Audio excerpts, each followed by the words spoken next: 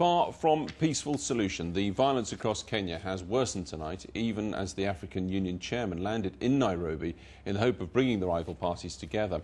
The opposition leader has now refused to meet the government for talks, angered by President Kibaki's appointment of a new cabinet, which also sparked fresh clashes tonight.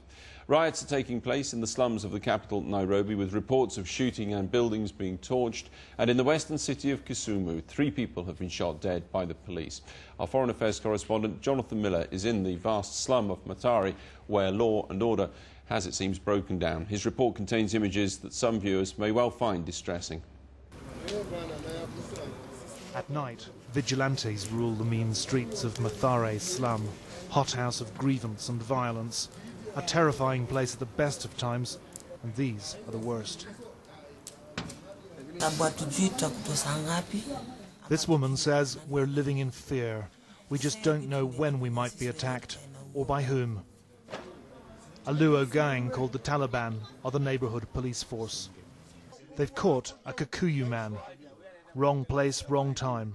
He doesn't admit he's Kikuyu, but to his interrogators, it's obvious. Why are your fingers bloodstained, they ask. It's time to say your last prayers. They all laugh as he starts saying a prayer in Kikuyu. This was last night, around midnight. The man was not killed. But since the election, many here have been.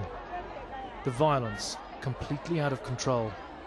Over the weekend, a Kenyan cameraman witnessed the murder by a Kikuyu gang of a Luo man.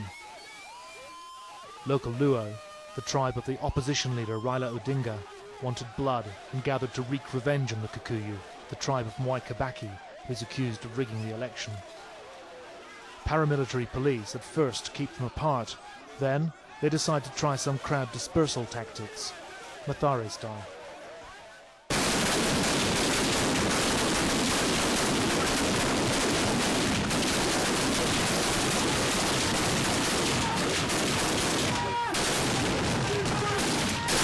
It's unbelievable, but no one was killed in this incident, and in these violent times, this is apparently nothing out of the ordinary in Nathare, where local gangs with their tribal allegiances have become a potent political weapon. Rival parties accusing each other of inciting tribal slaughter.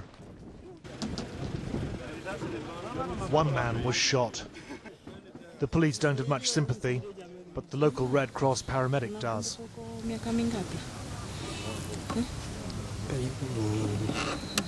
This afternoon, we went into Nathare ourselves with an armed police escort and local guides to witness the aftermath of 10 days of mayhem. This was a Kikuyu area until last week, covered in tin-roofed shanty shacks, torched and cleansed by rampaging Luo. I don't think there's much doubt that the explosion of political violence here in Nathare and also in Kibera slum was genuine and spontaneous. There's also little doubt that it played into the rival political parties' hands. These people are the foot soldiers of Kenya's political battleground, and there's a sense that their grievances have been cynically exploited along tribal lines. The opposition leader denies allegations that the violence was planned by his party and is now trying to play it all down. This kind of violence can be caused by anything. I gave the example of a football match. You have also had cases where the fans of Man U in the UK fight against the fans of Chelsea, or Arsenal, and so on. Burning churches and mass murder have more in common with the spectre of Rwanda than they do with football matches. That's what we're saying. We condemned in the strongest term possible burning of churches or killing the other people. Mary Wanjiro's baby boy died last night of pneumonia. She's a Kikuyu single mum, burned out of her home.